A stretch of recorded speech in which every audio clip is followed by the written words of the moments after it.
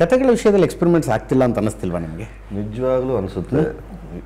ಇದೇನು ರಿಸ್ಕ್ ತಗೊಳಕ್ಕೆ ತಯಾರಿಲ್ವಾ ಪ್ರೊಡ್ಯೂಸರ್ ತಗೊಳಕ್ಕೆ ಅಂತಂದರೆ ನಾವು ಎಲ್ಲ ಮಾತಾಡ್ತಾರೆ. ಈಗ ನಾವು ಯಾವ ಎಳೆ ಮಗುಕ್ಕೆ ತಂದು ಕೂಡ್ಸ್ಕೊಂಡು ನೀವು ಇಂಟರ್ವ್ಯೂ ಮಾಡಿದ್ರು ಸರ್ ನಮ್ಮ ಕಂಟೆಂಟ್ ಓರಿಯೆಂಟೆಡ್. ಕಂಟೆಂಟ್ ಅಂದರೆ ಏನು ಅಂತ ವಾಟ್ ಈಸ್ ಕಂಟೆಂಟ್ ಅದೇ ಗೊತ್ತಿಲ್ಲ. ಎಲ್ಲವೂ ಕಂಟೆಂಟೇ. ನೀನು ಏನು ಹೇಳಿದ್ರು ಅದು ಕಂಟೆಂಟ್. ಇಲ್ಲಿ ಕೂತ್ಕೊಂಡು ಯಾವುದೋ ಒಂದು ಯಾರ ಬಗ್ಗೆನೋ ಮಾತಾಡಿ even that is also content ಅವ್ರಿಗೆ. ಹೌದು ಹೌದು. ಇವಾಗ ಅದೊಂದು ಪದ ಕಲ್ತ್ಕೊಂಡ್ಬಿಟ್ಟವ್ರು ಎಲ್ಲರೂ. ನಮ್ಮ ಸಿನಿಮಾದಲ್ಲಿ ಒಂದು ಹೊಸ ಕಂಟೆಂಟ್ ಹೇಳ್ತಿದ್ವಿ, ಕಂಟೆಂಟ್ ಓರಿಯೆಂಟೆಡ್ ಸಿನಿಮಾ ಅಂತ. ಎಲ್ಲವೂ ಕಂಟೆಂಟ್ ಓರಿಯೆಂಟೆಡ್. ಆದರೆ ಯಾವ ಕಂಟೆಂಟ್ ಹೇಳ್ತಿದ್ಯಪ್ಪ ನೀನು? ಕರೆಕ್ಟ್. ನಮ್ಮ ನೆಲದ, ನಮ್ಮ ಮಣ್ಣಿನ, ನಮ್ಮ ಸಮಸ್ಯೆಗಳ ಮೇಲೆ ಬೆಳಕು ಚೆಲ್ಲುವಂಥ ಚಿತ್ರ ಆಗಬೇಕು. ನಮ್ಮ ಪರಿಸರದ, ನಮ್ಮ ಮಣ್ಣಿನ ವಾಸನೆ ಅದರಲ್ಲಿರಬೇಕು. ಕರೆಕ್ಟ್. ಆ ವಿಚಾರದಲ್ಲಿ ಸಂಜೀವ್ ಅಚ್ಕಿತಾಟು ತುಂಬಾ ನೇರವಾಗಿ ಒಂದು ಎಲ್ಲರ ಮನಸ್ಸಿಗೂ ಹತ್ತಿರ ಆಗೋ ರೀತಿ ಮೂಡಿಸಿರೋ ಸಿನಿಮಾ. ಕನ್ನಡ ಚಿತ್ರರಂಗದ ಮೇಲೆ ಒಂದು ದೊಡ್ಡ ಚಾಲೆಂಜ್ ಇರೋದು ನೀವು ವೀಕ್ಷಕರನ್ನ ಕರೆಸ್ಬೇಕು, ಪ್ರೇಕ್ಷಕರನ್ನ ಕರೆಸ್ಬೇಕು. ಇದು ಟೈಮ್ ಟೇಕಿಂಗ್ ಪ್ರೋಸೆಸ್ ಇದು. ಬಟ್ ಏನು ಆಗೋದಿಲ್ಲ ಅಂತೇನಿಲ್ಲ. Okay, it takes time. ಒಂದು ರಿಜಿಗ್ನೇಷನ್. ಈಗ ನಾವೇ ನಮ್ಮ ಕಣ್ಮುಂದೆ ನೋಡ್ದಂಗೆ ಮಲಯಾಳಂ ಚಿತ್ರರಂಗ ಎಂಥ ಅಧೋಗತಿಗೆ ತಲುಪೋಗಿತ್ತು. ಹೌದು. ಹೀಗೆ ಒಂದು 16-17 ವರ್ಷಗಳಿಂದ ಮತ್ತೆ ಚಿಗುರ್ಕೊಂಡು ಬಂತು. ಈಗ ಇಂಡಿಯನ್ ಫಿಲ್ಮ್ ಇಂಡಸ್ಟ್ರಿಯಲ್ಲಿ ನಂಬರ್ 1 ಅವರೇ. ಆಮೇಲೆ ಅಲ್ಲೂ ಎಕ್ಸ್ಪೆರಿಮೆಂಟ್ಸ್ ಅಂಡ್ ಈವನ್ ಅರ್ನಿಂಗ್ ಕೂಡ. ಕಥಾನ್ವೇಷಣೆ ಚೆನ್ನಾಗಿದೆ, ಬರಹಗಾರರು ಚೆನ್ನಾಗಿದ್ದಾರೆ. ಆಮೇಲೆ ಬರಹಗಾರರಿಗೆ ಅಲ್ಲಿ ದುಡ್ಡು ಕೊಡ್ತಾರೆ. ನಮ್ಮಲ್ಲಿ ಮೊದಲಿಂದನೂ ತುಂಬ ನೆಗ್ಲೆಕ್ಟೆಡ್ ಆಗಿರೋ ವಿಂಗ್ ಅಂದರೆ ರೈಟರ್ಸ್. ಸಿನಿಮಾದಲ್ಲಿ ಬರವಣಿಗೆ ಮಾಡೋರಿಗೆ ಸಾಕಷ್ಟು ಚೆನ್ನಾಗಿ ಬುನಾದಿ ಹಾಕೋದಲ್ಲ, ಅವ್ರಿಲ್ದೆ ಸಿನಿಮಾ ಕಟ್ಟಕ್ಕೆ ಆಗಲ್ವಲ್ಲ. ನೀವು ಪಾಯ ಗಟ್ಟಿ ಇದ್ರೆ ತಾನೇ ಮನೆ ಕಟ್ಟಕ್ಕಾಗಲ್ಲ. ನೀವು ಅವ್ರಿಗೆ ಸರಿಯಾಗಿ ಕೊಡಿದ್ರೆ ತುಸುಕ್ಲು ಪಸಲು ಹಾಕ್ಬಿಟ್ರೆ ನೀವು ಎಷ್ಟು ದೊಡ್ಡ ಕಟ್ಟಿದ್ರು ಪುಸ್ತಕ ಬಿದ್ದೋಗುತ್ತೆ. ಆ ರೀತಿ ಆಗಿದೆ. ಬಟ್ ಆ ನಿಟ್ಟಲ್ಲಿ ಈಗ ಇತ್ತೀಚೆಗೆ ಒಂದು 7-8 ನನ್ನ ಹತ್ರ ಯಾರೋ ಒಬ್ಬರು ಪ್ರೊಡ್ಯೂಸರ್ ಬಂದರು. ನಾನೊಂದು ಸೀರೀಸ್ ಮಾಡಿದ್ದೆ, ರಿಯಲ್ ಕ್ರೈಮ್ ಸೀರೀಸು. ಇದನ್ನು ಸಿನಿಮಾ ಮಾಡೋಣ ಸರ್ ಅಂತ ಬಂದರು. ನಂಗೆ ಫಸ್ಟ್ ಆಫ್ ಆಲ್ ಚಾನಲಲ್ಲಿ ಕರ್ಕೊಳಕ್ಕೆ ಪುರ್ಸೊತ್ತಿಲ್ಲದೆ ಅಷ್ಟಿದೆ. ನೀವು ಬರೆದು ಕೊಡಿ ಅಂತ. ನನಗೇನು ಕೊಡ್ತೀರಿ ಅಂದ್ರೆ ಆ ವಿಷಯಕ್ಕೆ ಬರೋಕ್ಕೆ ತಯಾರಿಲ್ಲ ಅವರು.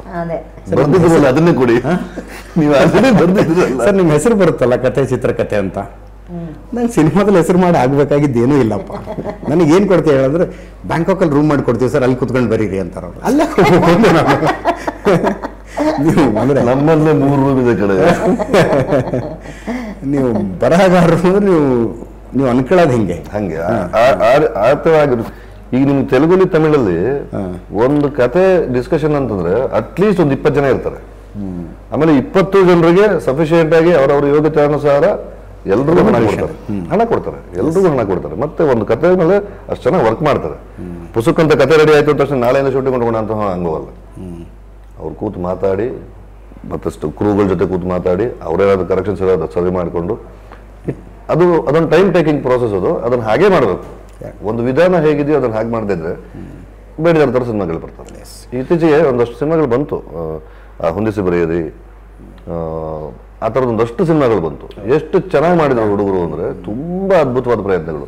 ಥಿಯೇಟ್ರಿಕಲಿ ಚೆನ್ನಾಗಾಗಲಿಲ್ಲ, ಬಟ್ ನಿಮಗೆ OTT ತುಂಬ ಚೆನ್ನಾಗೋಯ್ತು. ಒಳ್ಳೆ ಅಪ್ರಿಸಿಯೇಷನ್ ಸಿಕ್ತು ಅವ್ರಿಗೆಲ್ಲ. ಆ ಥರದ ಪ್ರಯತ್ನಗಳು ನಮ್ಮಲ್ಲಿ ಆಗಬೇಕು.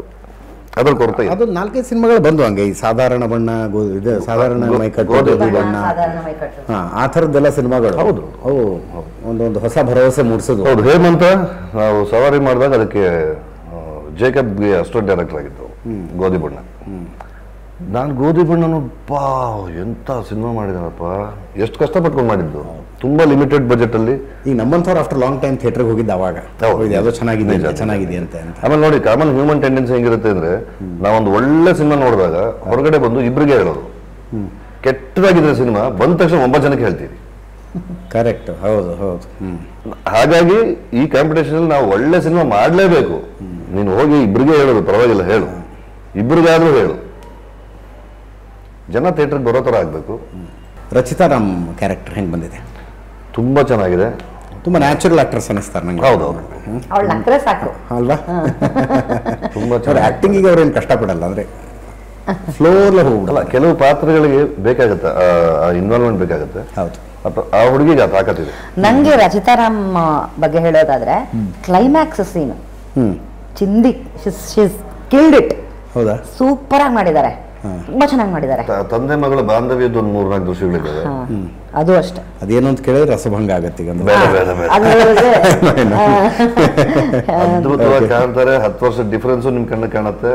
ನನ್ನ ಪಾತ್ರದಲ್ಲೂ 10 ವರ್ಷದ ಡಿಫ್ರೆನ್ಸ್ ಕಾಣುತ್ತೆ. ನೇಚರಲ್ಲೂ 10 ವರ್ಷದ ಡಿಫ್ರೆನ್ಸ್ ಕಾಣುತ್ತೆ. ಅದ್ಭುತವಾದ ನಾವು ಅದೇ ಹೇಳಿದ್ನಲ್ಲ, ಡಿಸೆಂಬರ್ ಅಲ್ಲಿ ಹೋಗಿದ್ ನಾವು, ನಮ್ಗೆ ನೇಚರ್ ಹೆಂಗ್ ಸಪೋರ್ಟ್ ಮಾಡ್ತು ಅಂತ. ಡಿಸೆಂಬರ್ ಅಲ್ಲಿ ಸೂರ್ಯ ಬರಕ್ ಚಾನ್ಸೇ ಇಲ್ವಂತೆ. ನಾವು ಹೋದ್ವಿ. ಫಸ್ಟ್ ಡೇ ಮಾರ್ನಿಂಗ್ ಬೆಳಿಗ್ಗೆ 4 ಗಂಟೆಗೆ ಎದ್ದು ಎಲ್ಲ ರೆಡಿಯಾಗಿ ಕ್ಯಾಮ್ರಾ ಇಟ್ಟು ಫ್ರೇಮ್ ಗೆಳೆಯ ಹಿಂಗೆ ಕೂತ್ಕೊಂಡವ್ರೆ, ಒಂದು ಶಾರ್ಟ್ ಎಕ್ಸ್ಪ್ಲೇನ್ ಮಾಡೋರು, ರೆಡಿಯಾಗಿ ಸನ್ ರೈಸ್ ಆಯ್ತು. ಅವತ್ತು ರೈಸ್ ಆಗಿತ್ತು ಸನ್ನು. ನಾವು ಶೂಟ್ ಮುಗಿಸಿ ವಾಪಸ್ ಬಂದು ಇಟಲಿಲಿ ಬಂದು ನಿಂತ್ಕೊಂಡಾಗ ಅವಾಗ ಅಲ್ಲಿ ಫೋರ್ಕಾಸ್ಟ್ ಇಂದ ಫೋನ್ ಬಂತು. ಅವ್ನ ಮೈಕ್ ಅಂತ ಅಲ್ಲಿ ನಮ್ಮ ಅಲ್ಲಿನ ಕೋಆರ್ಡಿನೇಟರ್, ಸರ್ ಸೂರ್ಯ ನೀವು ಹೋದ ತಕ್ಷಣ ಸೂರ್ಯನ ಮುಳುಗ್ಬಿಟ್ಟ ಸರ್ ಅದು. ಸೊ ನಿಮ್ಮಿಂದ ಸ್ವಿಟ್ಜರ್ಲ್ಯಾಂಡ್ ಆರಾಮಾಗಿತ್ತು ಸ್ವಲ್ಪ ದಿವಸ. ಹಂಗೆ ನಮಗೆ ನೇಚರು ನಮಗೆ ನಮ್ಮ ಸಿನಿಮಾಗೆ ಎಷ್ಟು ಚೆನ್ನಾಗಿ ಸಪೋರ್ಟ್ ಮಾಡ್ತು ಅಂತ. ಆ್ಯಂಡ್ ನಾಗಶೇಖರ್ ನೋ ಡೌಟ್ ಈಗ ಆಲ್ರೆಡಿ ಅವರ ಇದು 11ನೇ ಸಿನಿಮಾ ಅವ್ರದ್ದು. ಮಾಡಿದ ಪ್ರತಿಯೊಂದು ಸಿನಿಮಾದಲ್ಲೂ ಒಂದು ಬೇರೆ ಬೇರೆ ವಿಭಿನ್ನ ವಿಭಿನ್ನ ವಿಭಿನ್ನ ವಿಭಿನ್ನ ಕಥಾಹಂದರಗಳನ್ನೇ ತಗೊಂಡು ಮಾಡ್ಕೊಂಡು ಬಂದಿದ್ದಾರೆ. ಆಮೇಲೆ ಅವ್ರಿಗೆ ಕತೆ ಹೇಳೋ ಶೈಲಿ ತುಂಬ ಅದ್ಭುತವಾಗಿದೆ. ಎಲ್ಲರಿಗೂ ತುಂಬ ನೇರವಾಗಿ ತುಂಬ ಸ್ಪೂನ್ ಫೀಡ್ ಮಾಡೋ ಥರ ಕತೆ ಹೇಳ್ತಾರೆ. ಎಲ್ರಿಗೂ ಅರ್ಥ ಆಗಬೇಕು, ಎಲ್ಲ ವಯೋಮಾನದವ್ರಿಗೂ, ಎಲ್ಲ ಭಾಷೆನವ್ರಿಗೂ. ಭಾಷೆ ಬ್ಯಾರಿಕೇಡೆ ತೆಗೆದಾಕ್ಬಿಟ್ರು, ಬರೀ ಮ್ಯೂಟ್ ಮಾಡಿ ಸಿನಿಮಾ ನೋಡಿದ್ರು ಸಿನಿಮಾ ಅರ್ಥ ಆಗಬೇಕು. ಆ ರೀತಿ ಮಾಡಿದ್ದಾರೆ. ನಾಗಶೇಖರ್ಗೆ ಥ್ಯಾಂಕ್ಸ್ ಎಲ್ಲ.